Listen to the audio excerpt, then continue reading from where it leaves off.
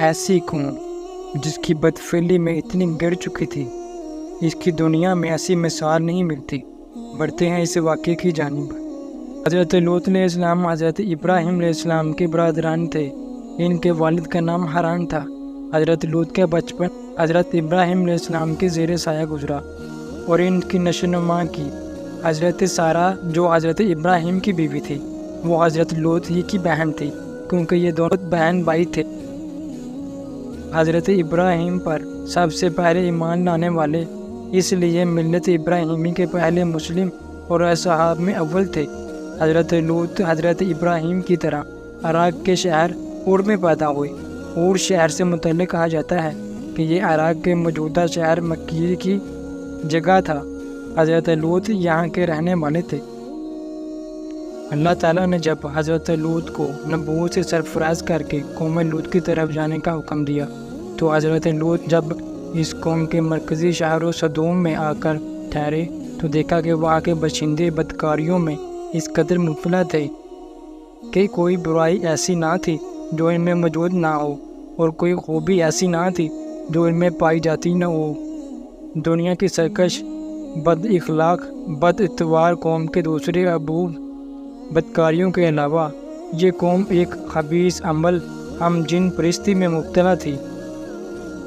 حضرت لوط جب اس قوم میں پہنچے تو آپ نے دیکھا کہ وہ قوم ہم جنس پرستی جیسے قابل نفرت فاعل میں مبتلا تھی، جس کی بدولت اس قوم نے شہرت دوام حاصل کر رکھی تھی، اور اس کے ارتکاب سے بدکار انسان کبھی یہ باز نہیں آئے تھے۔ لیکن یہ خطاب کرتے ہوئے اپنی قوم کو فرمایا، کیا تم ایسے فحش کام کرتے ہو جو تم سے پہلے سارے جہاں میں کسی نے کیا؟ آپ نے اس طرح سے انہیں سمجھایا کہ یہ بدکاری جس میں تم مبتلا ہو اس سے پہلے سارے جہاں میں کسی نے نہیں کی، اور پہلے کب کسی برے سے بڑے انسان کا ذہن اس کی طرف نہیں گیا۔ یہ قوم گویا گناہوں کا مجموعہ تھی۔ فاعل بد کے علاوہ ان کے اندر اور بہت سی خامیاں بدعمالیاں تھیں۔ ان کی ایک عادت یہ تھی کہ ان کے علاقوں میں سے آنے والے تاجروں اور سوداگروں کے اموال کو ایک نئے اور چھوٹے انداز میں لوٹ لیا جاتا۔ چنانچہ ان کا یہ طریقہ تھا کہ جب کوئی سوداگر باہر سے آ کر ان کے مرکزی شہر میں صدوم میں مقیم ہوتا تو اس کے مال کو دیکھنے کے بہانے ہر شخص تھوڑی تھوڑی چیزیں اٹھا لیتا، اور وہ شخص یہ دیکھ کر حیران و پریشان ہو کر رہ جاتا۔ جب اگر اس نے اپنے مال کے نقصان کا شکوہ کیا اور رونے دھونے لگا تو ان لٹیروں نے بھی ایک آتا اور لوٹی ہوئی وہ ایک چیز دکھا کر کہنے لگتا، بھائی میں نے تو یہ لیا تھا، لو تمہارے یہ چیزیں موجود ہیں۔ چنانچہ وہ تاجر رنجیدہ آواز میں کہتا، میں ان کو لے کر کیا کروں گا؟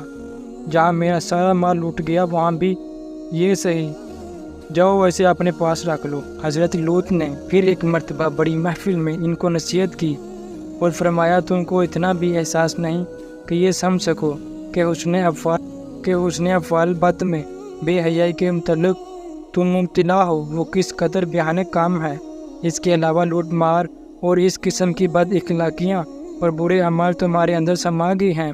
تم سب کچھ کرتے ہو اور بڑی محفلوں میں اور مجلسوں میں کرتے ہو، شرمندہ ہونے کے بجائے ان کا ذکر اس طرح سناتے ہو گویا کارنامے جو تم نے انجام دیے ہیں۔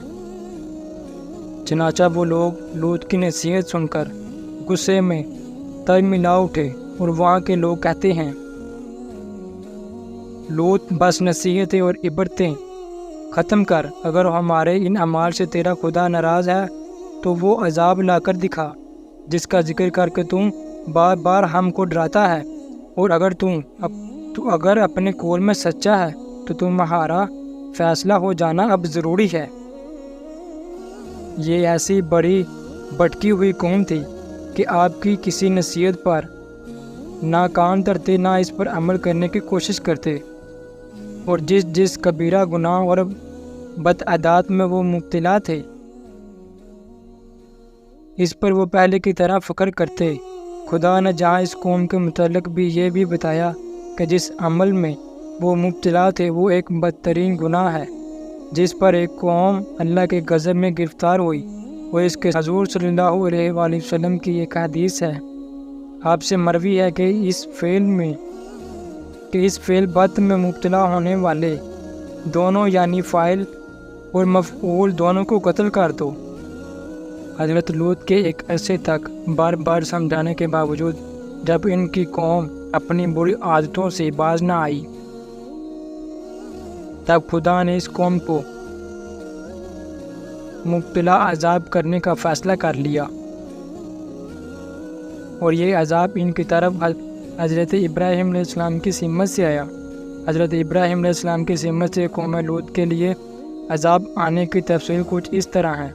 اللہ تعالیٰ نے چند فرشتوں کو ان کے پاس انہی کی اولاد کی بشارت دینے کے علاوہ حضرت لوط کی قوم پر عذاب طاری کرنے کے لیے روانہ کیا، کیونکہ حضرت ابراہیم علیہ السلام کی زوجہ حضرت سارہ سے کوئی اولاد نہ تھی اور ان کو اولاد کی بڑی تمنا تھی، مگر دونوں برہاپا تھا، بظاہر کوئی امید نہ تھی۔ اللہ تعالیٰ نے فرشتوں کے ذریعے خوشخبری بھیجی کہ نریلا اولاد ہوگی، اور ان کا نام بھی اسحاق تجویز فرما دیا۔ پھر یہ بھی بتا دیا کہ وہ زندہ رہیں گے اور وہ بھی صاحب اولاد ہوں گے۔ ان کے لڑکے کا نام یعقوب ہوگا، اور دونوں اللہ تعالیٰ کے رسول اور پیغمبر ہوں گے۔ یہ فرشتے کیونکہ بشکل انسان آئے تھے، اس لیے حضرت ابراہیم علیہ السلام نے ان کو عام مہمان سمجھ کر مہمان نوازی شروع کی، بنا ہوا گوشت سامنے لا کر رکھا، مگر وہ تو حقیقتاً فرشتے تھے، کھانے پینے سے پاک۔ کھانا سامنے ہونے کے باوجود ان کی طرف ہاتھ نہ بڑھایا۔ حضرت ابراہیم کو یہ دیکھ کر اندیشہ لاحق ہوا، مہمان نہیں ہوتے، ممکن ہے کہ کسی فساد کی نیت سے آئے ہوں۔ فرشتوں نے ان کو اندیشہ معلوم کر کے بات کھول دی اور بتلا دیا کہ ہم اللہ تعالیٰ کے فرشتے ہیں، آپ گھبرائیں نہیں، ہم آپ کو اولاد کی بشارت دینے کے علاوہ ایک اور کام کے لیے بھی بھیجے گئے ہیں کہ قوم لوط پر عذاب نازل کریں۔ حضرت ابراہیم علیہ السلام کی زوجہ محترمہ حضرت سارہ پسے پردہ گفتگو سن رہی تھی۔ جب معلوم ہوا کہ یہ انسان فرشتے ہیں تو پردے کی ضرورت نہ رہی، برہاپے میں اولاد کی خوشخبری سن کر ہنس پڑی اور کہنے لگی، کیا میں بڑھیا ہو کر اولاد جنوں گی اور یہ میرے شوہر بھی بوڑھے ہیں؟ فرشتوں نے جواب دیا، کیا تم اللہ تعالیٰ کے حکم پر تعجب کرتی ہو جس کی قدرت میں سب کچھ ہے؟ خصوصاً تم خاندان نبوت میں رہ کر اس کا مشاہدہ بھی کرتی رہتی ہو کہ اس خاندان پر اللہ تعالیٰ کی غیر معمولی رحمت اور برکت نازل ہوتی رہتی ہے۔ اس پر حضرت ابراہیم علیہ السلام بڑے فکر مند ہوئے اور فرشتوں کو مخاطب کرتے ہوئے فرمایا، وہاں تو لوط علیہ السلام بھی موجود ہیں اور ان کے لیے عذاب نہ بھیجا جائے۔ اس پر فرشتوں نے حضرت ابراہیم علیہ السلام پر یہ ظاہر کیا کہ اس قوم پر ضرور عذاب آنے والا ہے جو کسی طرح ٹلنے والا نہیں، اس لیے اس بات میں کچھ کہنا سننا بیکار ہے۔ رہا معاملہ لوط کا کہ وہ وہاں ہیں، سو ان کو اور سب ایمان والوں کو وہاں سے علیحدہ کر دیا جائے گا۔ اس کے بعد قوم لوط پر عذاب طاری کر دیا جائے گا۔ حضرت ابراہیم کے پاس سے نکل کر وہ تینوں فرشتے حضرت لوط کی قوم کی طرف گئے۔ حضرت لوط کی قوم کی طرف سے جانے کا مقصد ان کا قوم لوط پر اللہ کا عذاب کرنا ہے۔ جب وہ حضرت لوط کے گھر پہنچے تو ان کو بشکل انسان دیکھ کر انہوں نے بھی مہمان سمجھا، اور اس وقت وہ سخت فکر میں مبتلا ہو گئے کہ مہمانوں کی مہمانی نہ کی جائے تو یہ شان پیغمبر کے خلاف ہے۔ اگر ان کو مہمان بنایا جاتا ہے تو اپنی قوم کی خباثت معلوم ہے، اس کا خطرہ ہے کہ وہ مکان پر چڑھ آئیں اور ان مہمانوں کو اذیت پہنچائیں اور وہ ان کی مدافعت نہ کر سکیں گے۔ دل میں کہنے لگے، آج بڑی سخت مصیبت کا دن ہے۔ جب یہ محترم مہمان حسین لڑکوں کی شکل میں حضرت لوط کے گھر میں مقیم تھے تو ان کی بیوی نے قوم کے اوباش لوگوں کو خبر کر دی کہ آج ہمارے گھر میں اس طرح کے مہمان آئے ہیں۔ حضرت لوط کا سابقہ اندیشہ سامنے آ گیا جس کا انہیں فکر و غم تھا۔ چنانچہ ان کی قوم کے افراد دوڑتے ہوئے ان کے پاس آئے اور وہ پہلے سے ہی نامقبول حرکتیں کیا کرتے تھے۔ چنانچہ جب قوم لوط کے لوگ جب حضرت لوط کے گھر پر چڑھ دوڑے اور ان حسین مہمانوں کو آپ سے مانگا، اور اس موقع پر حضرت لوط بڑے تنگ ہوئے۔ حضرت لوط نے جب دیکھا کہ ان کی مدافعت مشکل ہے تو ان کو شر سے باز رکھنے کے لیے فرمایا کہ تم اس شر و فساد سے باز آ جاؤ تو میں اپنی لڑکیاں تمہیں سرداروں کے نکاح میں دے دوں گا۔ اس لیے اس زمانے میں پر حضرت لوط نے اپنی قوم کو ان افراد کو اللہ تعالیٰ کے عذاب سے ڈرنے کے لیے فرمایا، اور ساتھ ہی عاجزانہ طور پر درخواست کی کہ مجھ کو میرے مہمانوں کے متعلق رسوا نہ کرو، اور یہ بھی فرمایا کہ تم میں ایک بھی بلا سانس اور شریف آدمی نہیں جو میری بات سن، مگر وہاں شرافت و انسانیت کا کوئی اثر باقی نہ تھا۔ سب نے جواب دیا، آپ جانتے ہیں کہ ہمیں لڑکیوں کی کوئی ضرورت نہیں، ہم جو کچھ چاہتے ہیں آپ کو معلوم ہے۔ اس وقت ہر طرح سے عاجز ہو کر حضرت لوط کی زبان پہ یہ کلمہ آیا، کاش مجھ سے اتنی قوت ہوتی کہ میں اس پوری قوم کو خود مقابلہ کر سکتا، اگر کوئی جتھا یا جماعت ہوتی جو مجھے ان ظالموں کے ہاتھ سے نجات دلاتی۔ حضرت لوط نے اپنی قوم کے لوگوں کو وہ سمجھایا، اپنی قوم کی لڑکیوں سے نکاح کرنے اور شادی کرنے کی ترغیب بھی دی، لیکن اس کی بگڑتی کوئی قوم نے آپ کی کسی بات پر دھیان نہ دیا کہ مہمان در حقیقت فرشتے تھے۔ وہ اس وقت بھی یہی سمجھ رہے تھے کہ یہ چند مسافر لڑکے ہیں جو ان کے ہاتھ ٹھہرے ہیں۔ انہوں نے اپنے فرشتے ہوئے کی حقیقت اس وقت نہ کھولی تھی۔ چنانچہ جب بدماش کا ہجوم حضرت لوط کی قیام گاہ پر بل پڑا تو فرشتوں نے ان سے کہا، اب تم اپنے گھر والوں کو لے کر یہاں سے نکل جاؤ اور ہمیں ان سے نمٹنے کے لیے چھوڑ دو۔ ہم اللہ کے فرشتے ہیں، ان کے قابو میں آنے والے نہیں، اس قوم پر عذاب نازل کرنے کے لیے آئے ہیں۔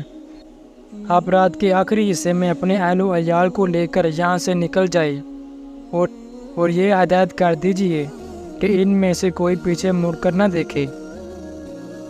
جب لوط علیہ السلام اپنے گھر والوں کو ہمراہ لے کر بستی سے باہر نکل لگے تو جب حضرت جبرائیل علیہ السلام نے اس 5 شہر کی 5 بستیوں کو اپنے پروں پر اٹھا کر آسمان کی طرف بلند ہوئے اور کچھ اوپر جا کر ان بستیوں کو زمین پر الٹ دیا، پھر ان پر اس زور سے پتھروں کا میم برسا کہ قوم لوط کی لاشوں کو بھی پرکچے اڑ گئے۔